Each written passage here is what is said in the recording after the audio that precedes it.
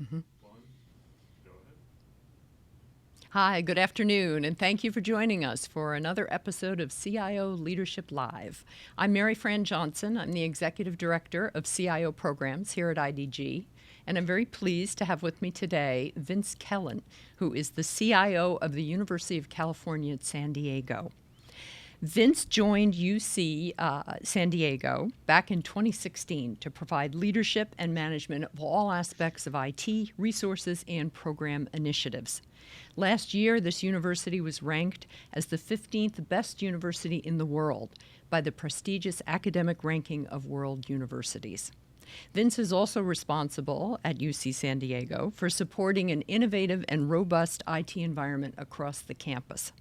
The university is a $5 billion enterprise that is home to 16 Nobel laureates, 20,000 employees, and more than 39,000 students taking 100 different degree programs. Before he arrived in San Diego, Vince was the senior vice provost for analytics and technologies at the University of Kentucky, where he spent 8 years. In addition to his current role at UC San Diego, he has been since 2007 a senior consultant and fellow in the Qatar Consortium's Business Technology Council. And like many of his peers in CIO Plus augmented roles, Vince has served on advisory boards for numerous IT companies and technology vendors, and today he is a member of SAP's Customer Advisory Board. Throughout his career, he's also authored 4 books on database technology and more than 200 articles and presentations on IT and business strategy topics. Vince, welcome. Thanks for joining us today. Thank you. Glad to be here. Yes, and I thought we ought to dive in right now. Most of our audience may not be as familiar with the way digital transformation and the issues that we write and talk so much about in this industry, the way they are impacting higher ed. So I wanted you to kind of give us a 50,000-foot view of how digital transformation, what it means for higher ed today, and what you see in the near-term future. Sure, and higher education is a really big market with lots of different interesting players from our traditional universities, of which we are, to many that are much more focused online and professional education. So we got a whole range. But broadly speaking, universities have 3 basic missions. One of them is to help with education and teaching and instruction. Another mission related to research, which is often uses a lot of technology. And the third one is using technology in our own administration and our own efficiencies that we try to get. And what's happening in higher education is happening in business, and that is the inclusion of a ton of technology in many things we do. We're somewhat aided by the fact that we have young students who are coming in with a collection of technologies between cell phones, iPads, laptops, gaming devices, etc. Our universities are chock full of computers and devices. So we're very technology rich in terms of the number of pieces of technology around us. And so the transformation is now hitting broadly across all these missions. And it's causing a lot of change, a lot of technology adoption challenges because of all the change, and a tremendous amount of opportunity as well. Yeah. Well, and we'll talk a lot more about taking advantage of that kind of opportunity, because I know when we spoke last week, we talked a little bit about this increasing digitization of the processes, the adoption of practices, the business processes, products, that how all of that is proceeding probably at a higher rate of speed than it did in the past.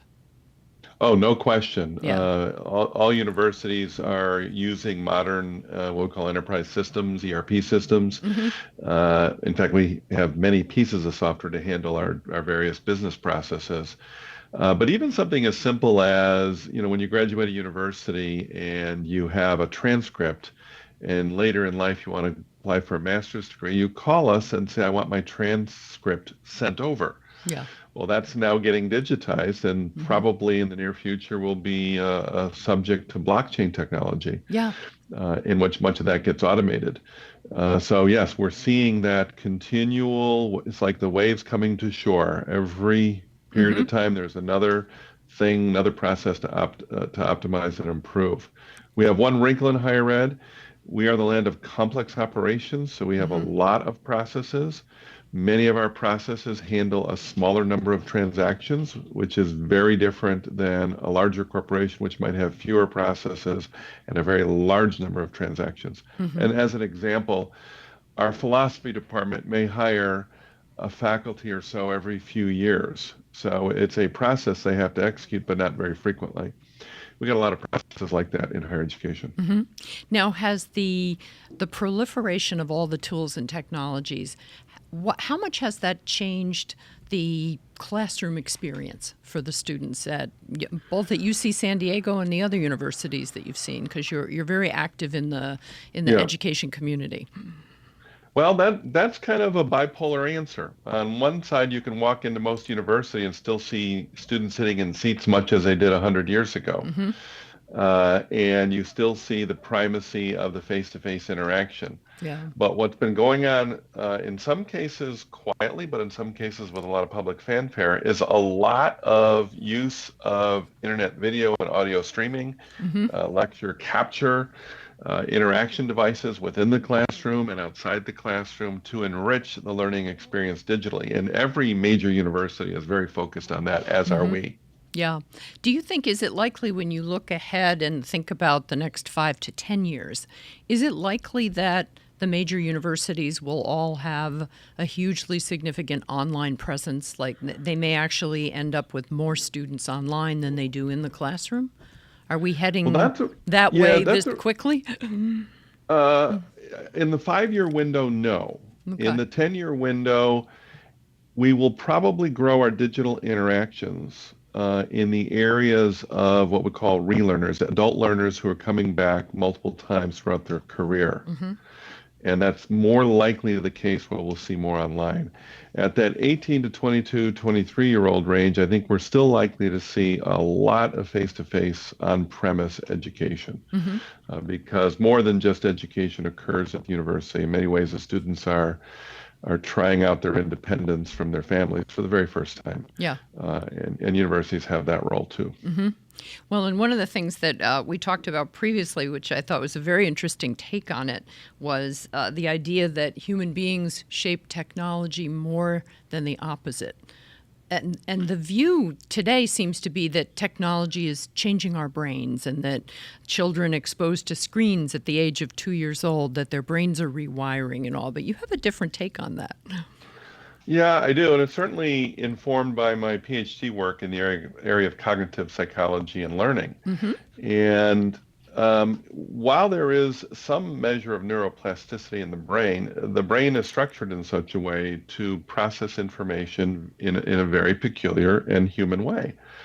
And so I flip it around and I say, rather than think about how technology may be changing us, let's flip it around and see how do humans shape the technology to suit their goal. Hmm. And I was speaking at a few years back at a distance learning conference in Florida, and I started the very first sentence of my presentation was, I was at this distance learning conference in Florida when I had an epiphany. I Hmm. paused to see if the audience would get it. And the epiphany was, why are we here in Florida face to face at a distance learning conference? Talking about distance learning, yeah. Why aren't we doing this all at All a distance? at a distance. And my point has been that when higher education goes completely virtual and Hmm. learning is actually superior in a virtual environment than any face-to-face environment, then so too will be many other human experiences. Hmm. And so at that point, society would have been massively reshaped. And the question I would ask myself is whether I should take the red pill or the blue pill, in a Uh-huh. reference to Matrix. Yeah. So I kind of invoke what I call the Worfian principle, which Hmm. is really borrowing from Star Trek and Worf when asked by the Borg to embrace assimilation into the Borg. Worf responds, "No, thank you. I like my species the way it is." Yeah. And many human beings Hmm. like the face-to-face. They like the personal contact. They like the interaction with facilities and an environment. And when the artificial world becomes equivalent to that, that's a pretty scary place. And Hmm. for the next 5 to 10 years, that's not going to be the issue. Yeah. So I think we're going to end up in a balanced state between on-premise, face-to-face, and use of online. And I think we're already seeing the contours of that line being drawn here Yeah. pretty well. Well, and as we talked about, this is your Whorfian principle is actually fairly good news for my business when in the face-to-face conferences that we do with CIOs, because we haven't seen those are continuing to be very well populated and profitable for the business, whereas so many other forms, especially in publishing, have been overtaken by digital. But not the face-to-face conferences. Those still matter. That ability to get together and talk with each other. Yeah, and human beings have been doing that since the dawn of civilization. So Hmm. it'll be very hard to unravel that. Yeah. Uh, Well, let's talk a little bit about the disruption going on in your industry and the changing customer demands, because I tend to think that any business, public or public university or private, dealing with the 18 to 23-year-old population is going to be dealing with a lot of expectations about technology advances and so forth. So talk about the way disruption itself is changing your incoming customers and how higher ed is responding to that. Yeah, I think for our students, they're coming in with a great expectation for how the universities can fulfill upon an education experience that's enriched with all of this technology. Hmm. I think that that's one pressure we're getting. Another pressure we're getting is from what I call our citizen stakeholders and federal governments and state governments Hmm. to find ways to ensure that higher education is cost effective. So we have a lot of external demands to say, hey, can you use technology to lower your cost structure Hmm. and keep your costs in line? So we got pressure from both sides here, both from the student to enrich the environment that they're in, Hmm. and then from our citizen stakeholders to use technology to be efficient. So it's kind of a double-edged sword there. Okay. Well, and how do you, when you think about diversifying markets that are bringing more of their education products online? I was interesting. The observation that you made when we talked earlier was that the internet the online universities, when they first showed up, that as a big disruptive force, that didn't really take root. Explain that a little bit. Yeah, I mean, when we go back to the 90s, late 90s, Hmm. and the early noughts, when some of the for-profit universities come out and really push online learning, a lot of what you saw, or what I saw, was what I call Model T type engineering, which Hmm. is one class now big, done even larger. So a very tightly controlled bit of content, and a very scalable sort of delivery function. So basically a bigger mass manufacturing floor. Hmm.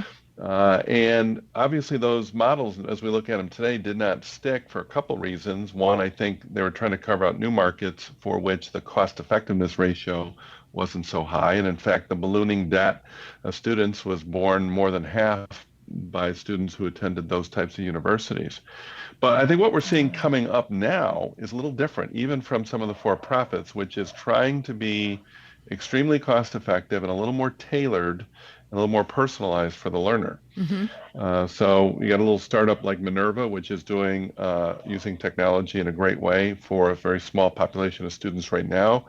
A university like Governor Western University, which has been quietly making inroads at this cost effectiveness and digital realm. Hmm. So we're starting to see those continue to grow, but we're also seeing the elites, the Harvards, the MITs, even universities like us that are now really jumping in and trying to master the digital education realm. Hmm. Give us an example of something that UC San Diego has done in the last year in that digital realm, something that students in the outside world would notice. Well, first of all, we've got a fair number of content and courses up in Coursera, Hmm. and we've been doing that for a while now. And we're coming out with some Masters of Science degrees in data science in the edX environment. That'll be coming in the next year. So we've already been in kind of in the certificate realm, meaning non-degreed in Hmm. Coursera, but now we're starting to move some of our degreed programs right up to edX. Okay. And who's our friend who's joining us for this? Yeah, really. Is it just one? He's noisy. Yeah, I have yeah, I we're have two miniature dachshunds, and they think that they're Rottweilers. And so when they yeah. bark and I'm on the phone, it's you can hear them all over the house. Let me see. Back to and you had mentioned too the about how much the market is diversifying. How Arizona State, for instance, is getting massively big. Yes, Arizona State's been making great inroads and expanding their digital realm and increasing their enrollment. Hmm. Their strategy is to try to serve more of their constituents in a bigger way. Yeah. And I think that's a very interesting and good strategy for higher education. Hmm. And you're seeing in the East Coast, in New Hampshire, the university there that's been very successful in trying to grow its online. I think some things Ohio State did to provide blended learning Hmm. activities a few years back is exemplary. So you're seeing a number of universities take initiatives Yeah. differently, and so I think this diversity of approach is Hmm. exactly what is in order Hmm. for the market. That's great. Well, because one of the observations you made is that the big brands need to get bigger, but the small brands have to do that as well. And they'll probably do it Yeah, in different ways. yeah. In the online space here, it's really about brand warfare Hmm. and how brands then compete with each other across a larger geography. Hmm. Most universities are very geographically driven. When you go into the online space, you can now go global. Hmm. But when you do go global, you are now falling into what I call brand warfare 101. Yeah. And so you really have to enhance your brand and bring it forward. And so the bigger, highly branded universities certainly have an advantage, and the smaller universities have to carve out their niche and build their brand. Hmm. And doesn't it require a very different, a deeper understanding of the markets you're serving when you go Abs- international, for yeah, instance? absolutely. Hmm. International, even across the United States, you really have to do good market analysis and market research. We're trying to do that here at San Diego with our digital offerings, Hmm. and you really have to meet the market now. Yeah. So Yep. in the past, universities would build some buildings and attract audiences from the local geography. In the digital realm, it looks much more like conventional digital business. Okay, interesting. Well, and that it kind of naturally brings us into talking a little bit more about data science. And you mentioned you've got a master's degree program coming up in that will be offered in a digital realm in data science, and that you've got a lot of kids that are rushing to get degrees in data science. Talk a little bit more about that, because I know that this is a trend, well, AI and machine learning and digital science that you're very bullish on over the next decade. Yeah, absolutely. Data continues to grow, Hmm. both its diversity, its volume, and the speed with which it's coming. So that's continuing. We're finding all sorts of uses for that data in driving value in different ways. The problem is in a land of complex interactions or complex processes, it's not like you can have one algorithm that will control everything. You're Hmm. going to have hundreds and hundreds of different approaches, what we call analytical approaches, based upon the particular problem. And that's the land of data science. How do you design an environment that can handle a lot of different machine learning, AI, and conventional BI sort of analytics going on to support what the university is trying to do? This is occurring in industry in a big way, as we know. The Hmm. term data lake has grown up to refer to a larger collection of data that could be, tapped for usage later. Hmm. And so we're doing that as well, as many universities are in responding to it. I think this is a trend that is, to me, this is the analytical trend is much more significant and much more serious. It's probably not quite as big as Internet 1.0, but Hmm. nearly. Hmm. And that's going to last over the next 10 to 20 years. Okay. A lot of insight on the research that we're getting, how to design and make new things at nanoscale or new medical techniques and technologies are driven by exotic forms of analytics. Hmm. And this is going to become much more common. A big reason it's getting complex is silicon is kind of tapped out in terms of its power. Hmm. And hence, we have to speciate or diversify the approaches we take in order to continue to handle the large increase of data coming at us. Okay. So I think this is a huge area for the next decade. I would tell all students, just like in the movie The Graduate, for Plastics, my plastics, boy. I Yes. would say data science, Data data science. science, data Any science. any field that you want, data science. Well, I've been, and whenever, anybody who's a young person seeking advice, which usually they never do, but I'm always saying go into technology or healthcare, because I feel like those two industries are going to rule the earth. Yeah, I mean, and healthcare is certainly got a strong demographic component because here in the United States we have end of life care Mm-hmm. for the baby boom generation, which is driving a lot of this. Yeah. So it will have kind of an ebb and flow to it as well. But I think this data realm is a permanent feature Mm-hmm. of the economy, not permanent, but a feature of this economy for the next 20 years. Yeah. Well, let's talk more specifically about the way you have the big projects, the business and technology initiatives that are leading for you at UC San Diego. And I believe the top one you mentioned to me is that you're modernizing all the transactional systems, and then now your data warehouse is essentially it's a machine learning platform now. Talk a little bit more about that and explain. Yeah, absolutely. First, we're right in the middle of replacing our ancient COBOL systems, which we actually have still today driving our business processes of finance and payroll, et cetera, Yeah. with modern ERP. But as part of that, we're also completely transforming our data warehouse environment. So we're using in-memory analytics from SAP, HANA, Mm-hmm. and we're bringing all that data into that environment. And then we're using that environment as kind of the nucleus of a machine learning platform where we can put advanced analytics of a variety of sorts on top of that data lake, that big data Okay. lake, and use that to drive all sorts of interesting things we might want to do in a university setting. Yeah. What sort of when I think about data lakes, especially versus data warehousing, I think of data lakes as having more diverse and structured and unstructured data in them. Am I correct in that? Yes, I do. I think you are correct, structured and unstructured, but structured is a continuum. Ah, So, okay. you could have lightly structured data, heavily structured data.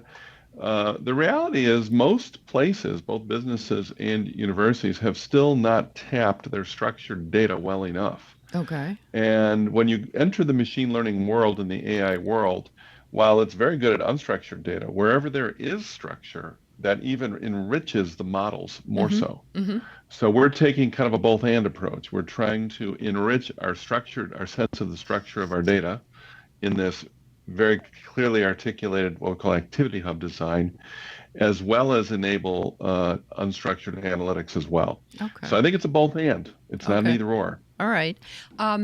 The Can you give me an idea of the size and the scope of your data lake? How much data is in your lake? Oh, um, How fast is it growing? How many people have to tend to it? yeah, we've got a team of about 15 in our BI team Okay. and data warehousing team that attend to the data. So it's a generous team by higher ed standards, but not a huge team. And not a big team at all. The amount of data we have for university on the structured side, it's comprising our finance system, our HR system, Mm-hmm. our payroll systems, our student systems, et cetera, with 10, 15 years of data. So we're not going to be in this 30, 40, 50 terabyte range, but we'll be pretty close to that when we're done. Mm-hmm. Now that's all in memory. It's highly compressed, so Mm-hmm. it ends up being even smaller than you'd realize. It's the unstructured realm that you point out. That's where it gets very big quick. For Yes. example, we're going to be ingesting learning events from our LMS, our learning management system, Mm-hmm. and these are the interactions instructors and students will have in the LMS. That gives us very good clues as to what's working in the LMS, what's not, Yeah. and how to improve the educational experience for the student. Well, that's capable of throwing off millions of rows per week and we can get into the billions of rows with just a few years. So with that in mind, we're also pairing up our in-memory analytics with a serverless petabyte scale type data lake environment as well. Okay. Now, is a learning management system, is that the higher ed equivalent of an ERP system? No, it exists in higher ed and corporations. It's a place where students go in to get their course material, interact, Okay. or actually have their course content delivered. Oh, all right. Good. Video streaming, for example, if you were to record what we're doing here today as one big video stream, we can put that up into the learning management system, and students who are in the class could replay this to their heart's content over and over again. I would hope they'd want to find out what their CIO is up to. Yeah, yeah. But there's very interesting use cases that come out of this. For example, as we're talking here, I might use a phrase that the listener might not know, and they're watching this, replaying it at night.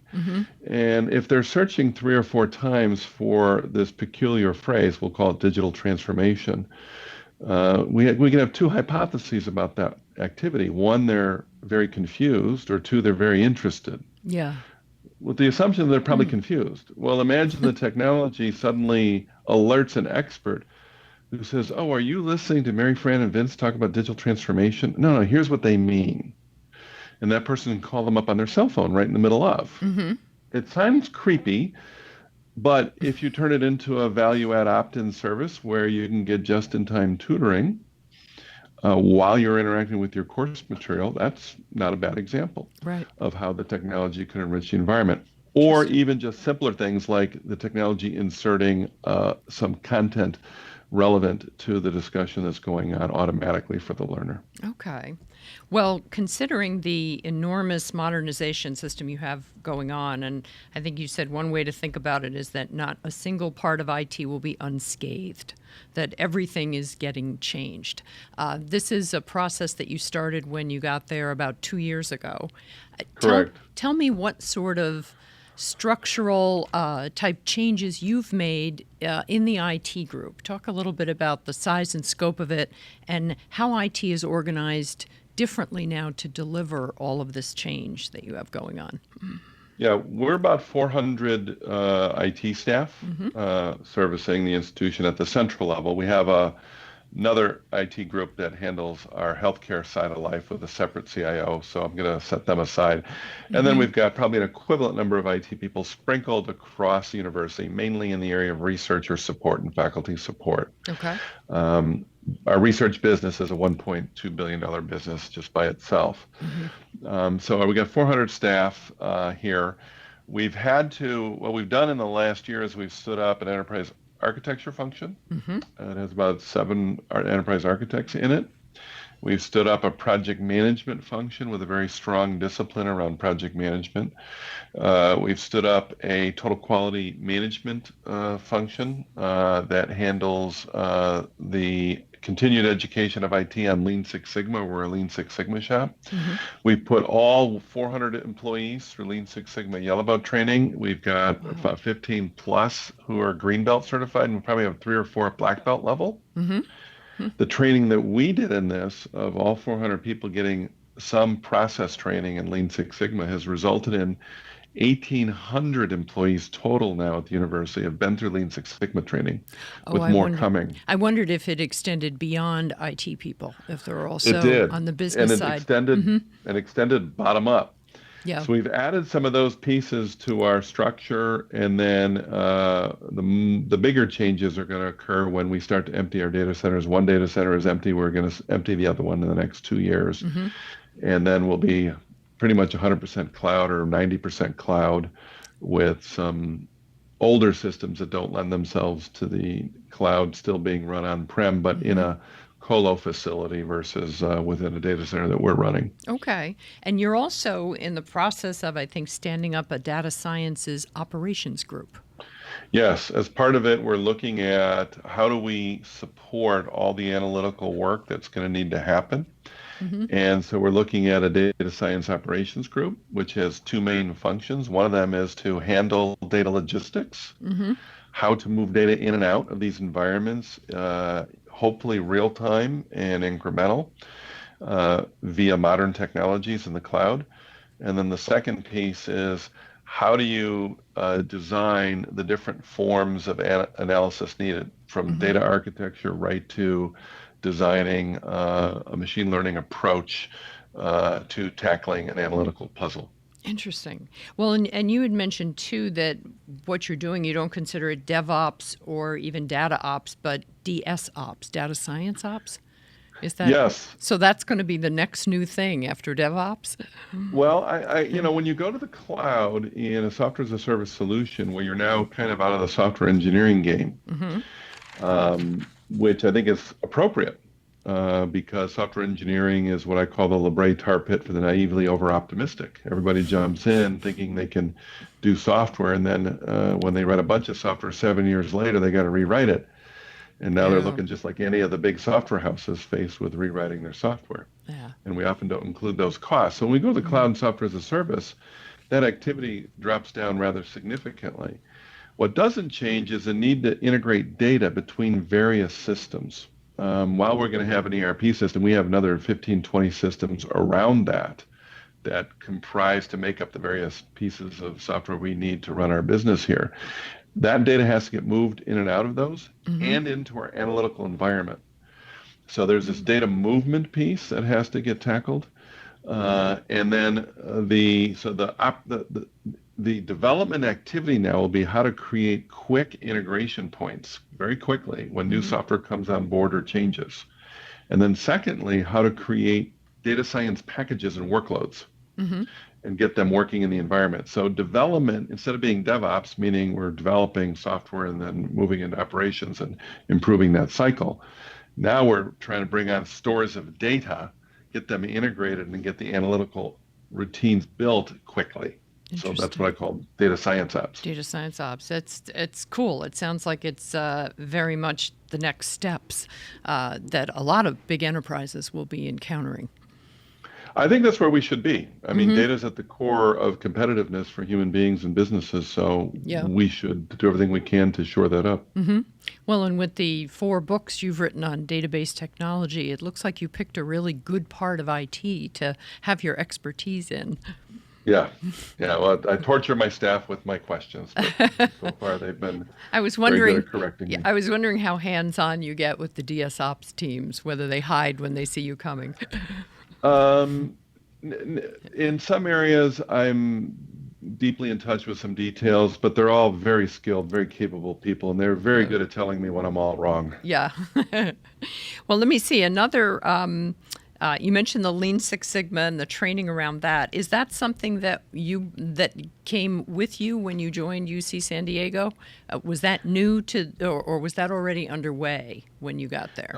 It was new to the organization. Okay. University of California, San Diego has been doing Lean Six Sigma training to the outside world Yeah. through our extension group. And we have an internal, I think it was a small internal consulting group called our Office of Strategic Initiatives, where Hmm. they've been doing some Lean Six Sigma training. Ah. I'm a big believer in total quality management and process thinking. Yeah. And so that IT gets very skilled in that. And when I came in, I said, wow, I've got these capabilities here. Let's use them to train us how to do Lean Six Sigma. So yes, Yes. I brought that in. I've been doing that my whole career everywhere I go. Hmm. So, Hmm. Well, and that 'cause started back from my oil and gas days. yeah. Well, it sounds like like you were essentially resolving a shoemaker's children issue, where Yes. there was Lean Six Sigma training going on, but not targeted inwardly. Yep. Yep. Okay. That's correct. All right. One of the other things we talked about was the way the types of vendors and the relationships with vendors, how that's changing as you go more toward the cloud.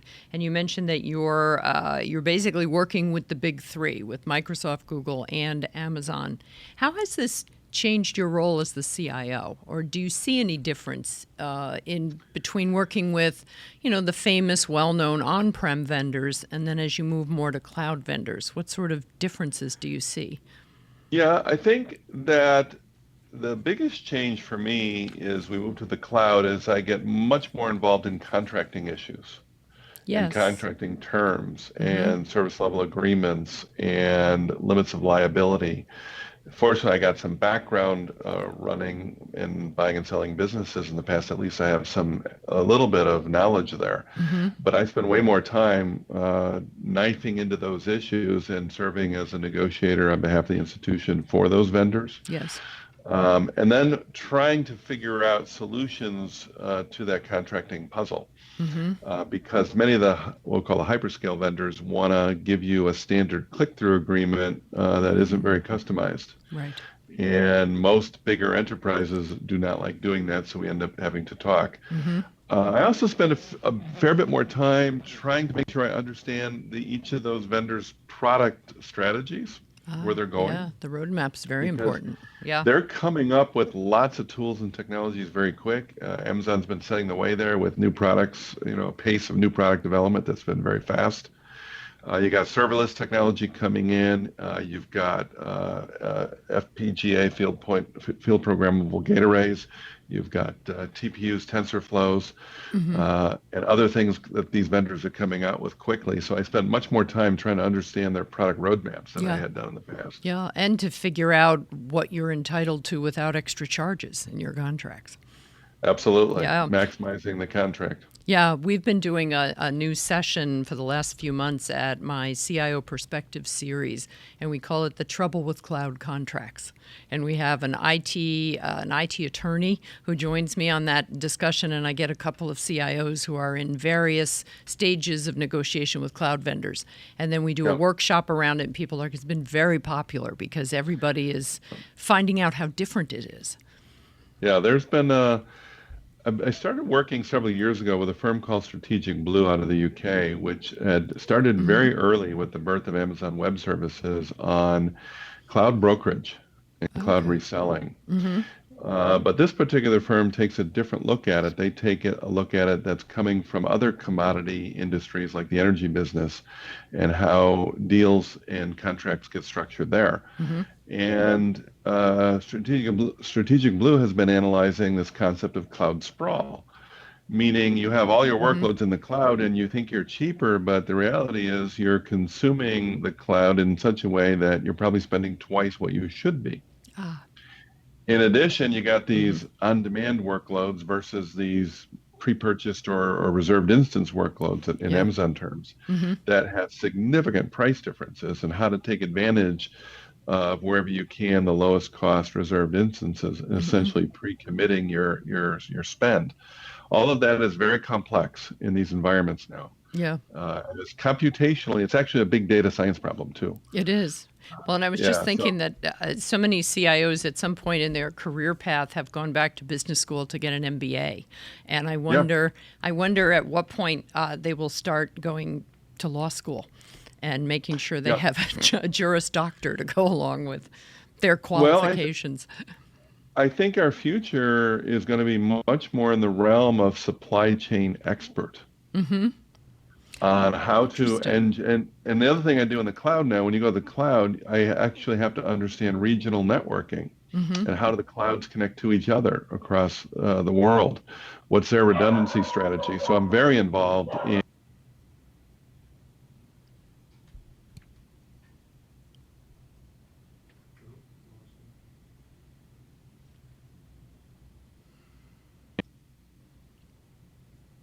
Vince, can you hear me?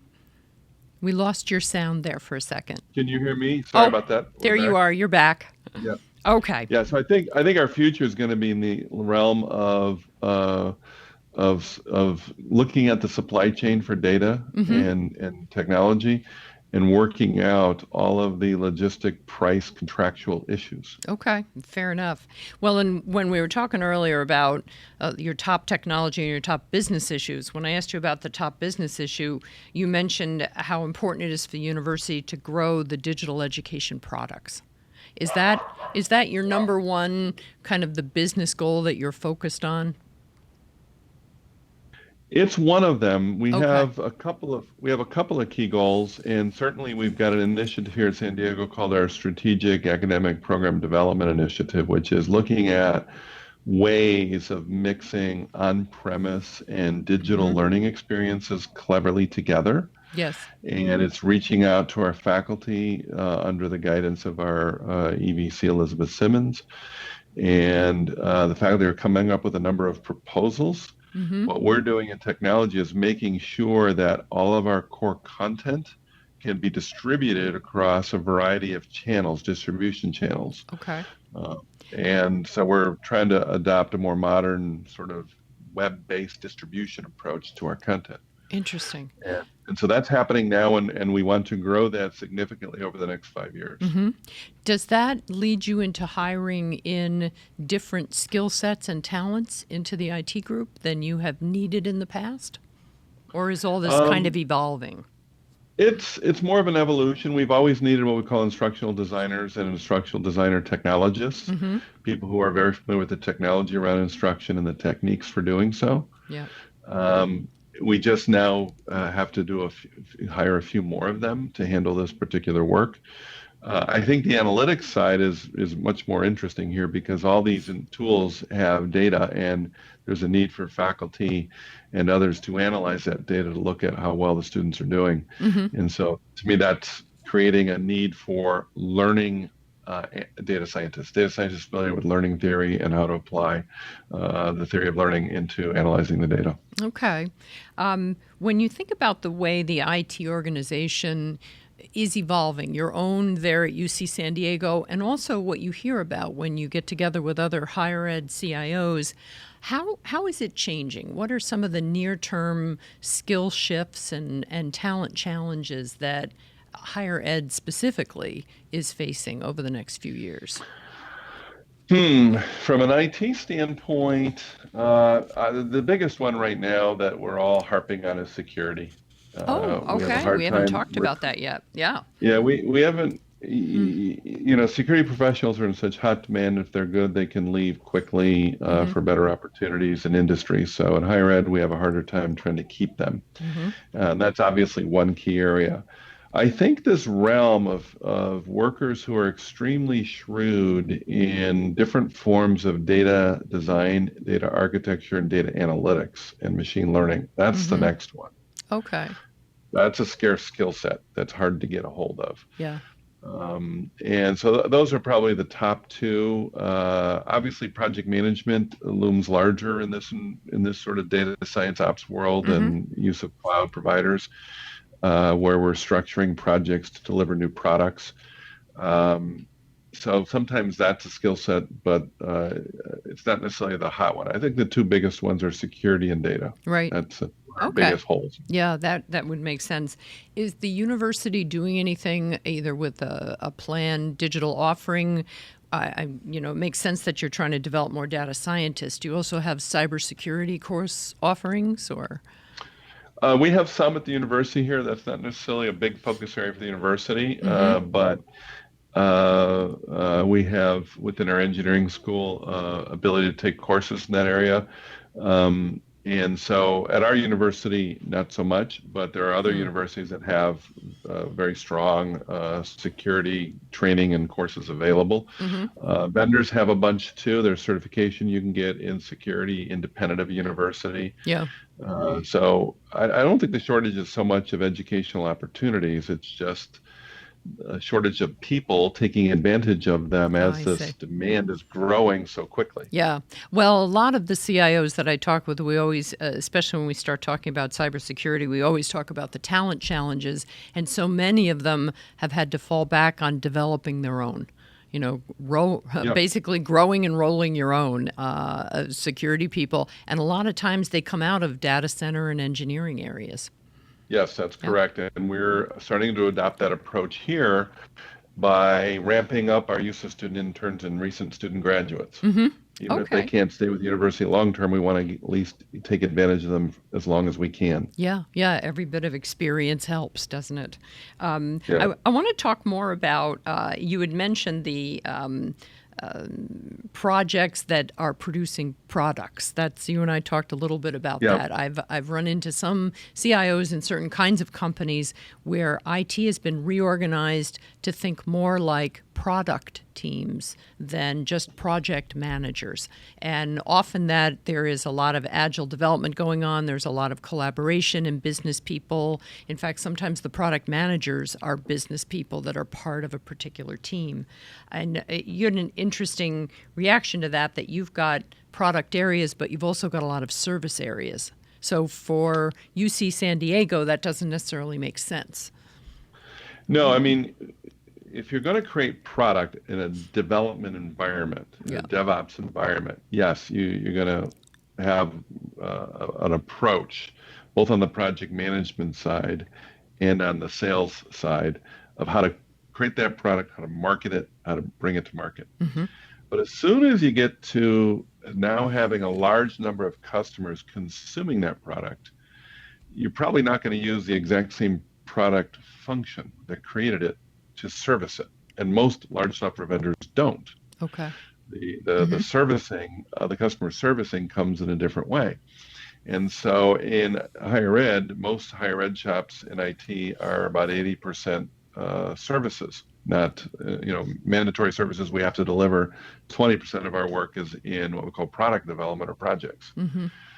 So we're largely service-based. It requires a different structure that I think is optimized for handling the call, the request, optimizing the phone, optimizing email inquiries and web inquiries, and then proactively identifying where the improvement areas are.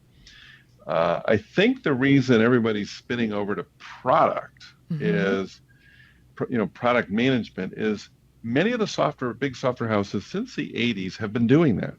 And so the product manager's defined role certainly was defined at Microsoft long ago and other places.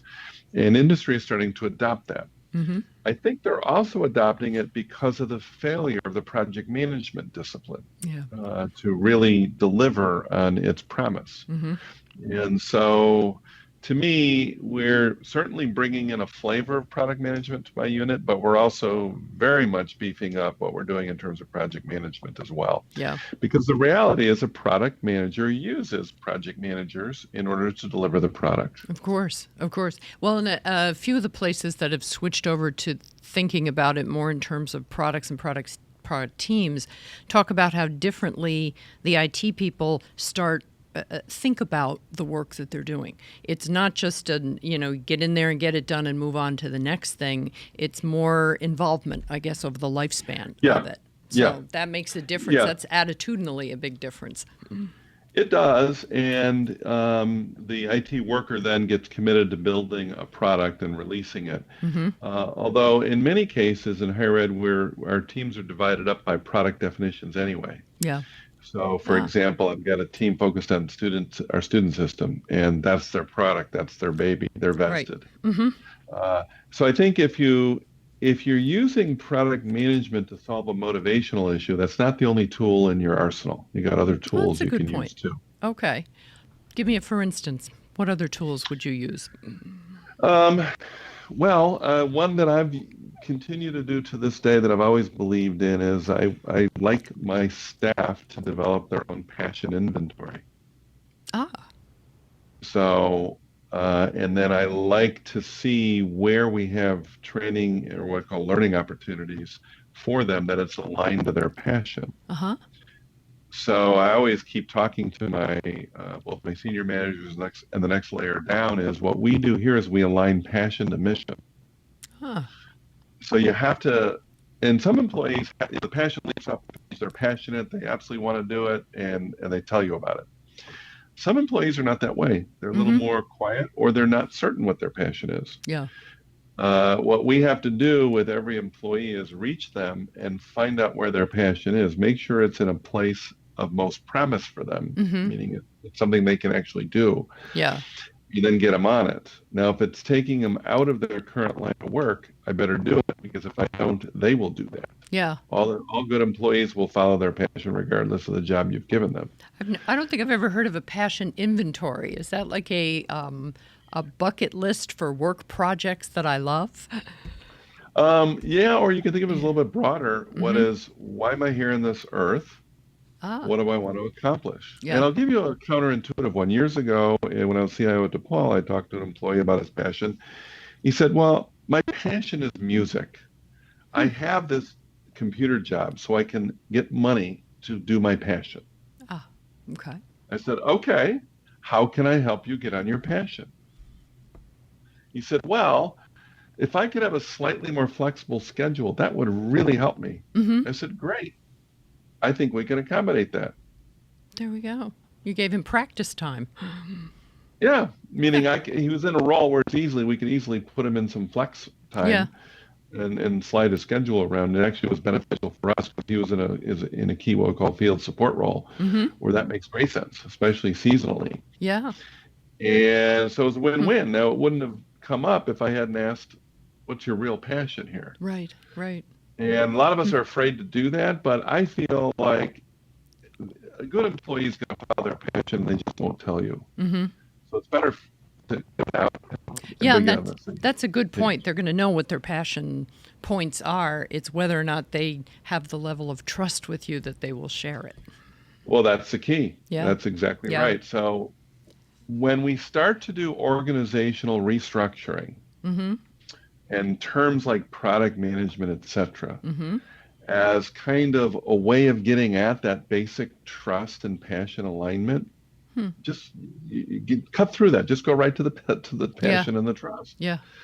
When you got strong passion, strong trust, any structure will do. Well, that's a great point. I want to circle back on one thing and ask you to talk a little bit about the approach you do take to project management, because you've been developed and deploying a statistical project management approach. And I Correct. had not heard anyone talk about it in this kind of level of detail before. So tell me about the project manager role that you have at UC San Diego and how it's different from what you might Right. think of as a run-of-the-mill project manager role. Right. And the difference in the role for that we're trying to define here at San Diego and have defined and have started to deploy is the project manager is looking broadly at the level of volatility or difficulty in the project versus trying to understand all the dependencies in the project. So I'm going to go to the heart of this matter. In the project management discipline, there's a lot of discussion in the training on how to estimate and then how to capture when value is being delivered.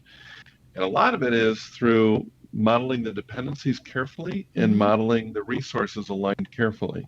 Okay. Well, those are two very difficult things. And as you start to model dependencies and you start to change them, you suddenly see wild shifts in the project budget and duration, which project managers then hunt down and track. The reality is, especially in an agile product world, the date is fixed. So the date is set. The work is done to hit that date. So in our approach, rather than try to model dependencies, instead we just define a project or product as having things in it that the user is getting. We call those objects. An object is meant to be tangible, concrete. 2 or 3 independent observers can look at it and say, I know what that is, and I think that's a simple object, or that's a complex one. An example might be in an analytical environment, we're going to deliver a Tableau workbook with 7 pages on it. Yeah. And each page is going to have a different visual. That's an object that I can get my arm around. Then what we do is we build the project plan and we get time entry for everybody working on all projects occurring on a daily basis. And then the project manager is looking at how well the teams are delivering on the estimate for creation of that object. Okay. And that's now getting in this realm of statistics. So the goal here is to have a large number of tasks, small number of hours per task, roughly about 12 hours per task, a high closure rate on tasks as each week goes by, following more of an agile approach. And then a very quick retrospective that says, hey, of the 30 tests we just closed off, were we over and under? Ah. How much? And so we've worked out certainly all the numbers for the over and under component, but also different forms of volatility. Our ability to hit the estimate, how frequently we're re-estimating, what I call procrastination, are the teams delaying work until the last minute? And all of that gives the project manager clues as to what's going on with the project, and more importantly, lets them pinpoint on where in the project to put their effort, and in a large portfolio of projects, which projects are the ones that are problematic. Okay. It's It's interesting. statistically driven versus causally driven. Yeah. Um, Hence, the project manager doesn't need to know deeply the technology in it. right. And it sounds almost like the kind of approach that a data scientist would take to project management. Yes, that's Yes. correct. That stuff is sneaking in everywhere, isn't it? That's what we've done. We deliberately instrumented the whole project delivery piece with a whole bunch of daily measures Yeah. that turned into different volatility scores. Yeah. Vince, your sound quality is a little bit shaky. I'm wondering, have you Yeah, leaned back? Stay. let me try this. There you go. Stay close to your machine. Yeah. Last thing I wanted in the last few minutes, I wanted to wrap up talking about how you approach and support innovation inside of IT. I mean, it's always, I find CIOs usually fall into either a structured approach to it or a more unstructured, but it's one of those topics where if you're not encouraging and talking about innovation, it's hard to identify it. I suppose people know it when they see it, but most CIOs have an approach to it. So how do you do that? I would call it semi-structured. Okay. We have, for example, we did an innovation on this cloud optimization, cloud brokering piece, but we deliberately are putting it through this stage gate methodology where the idea has to prove itself out at different stages. So that's a more structured approach. In the area of learning analytics, we're going to go out to the faculty with their innovations, and that'll be a little bit less structured in that way. So I think the approach we take here is going to vary depending on the context. I think if you get overly structured in innovation, it probably isn't innovation. Innovation can be very messy. Yeah. And so you got to give it enough room and enough protection so that it can go through its messy birthing phase. Yeah, there has to be a lot of failure with innovation because you have to be able to try things. Yeah, absolutely. And the people in it, it's why it's hard to do innovation inside an enterprise because people are very risk averse inside an enterprise. That's why they're in the enterprise. They're not out being their own entrepreneur. Yes, exactly. So they're afraid to get on a venture that might be a failure. So you got to give them protection as well. So you have to think very hard about how to do the innovation internally. Yeah. And some of the innovation can occur in partnership with a vendor. So I'm a big believer in that. Vendor brings some perspective and some skin in the game and some rigor to it as well. Yeah. Well, and I think that always tends to turn a vendor relationship into more of a partnership. Yeah, absolutely. Yeah. Yeah. Well, and you mentioned too that in a university setting, you can use the research domain as an incubation ecosystem. How do you do that at UC San Diego?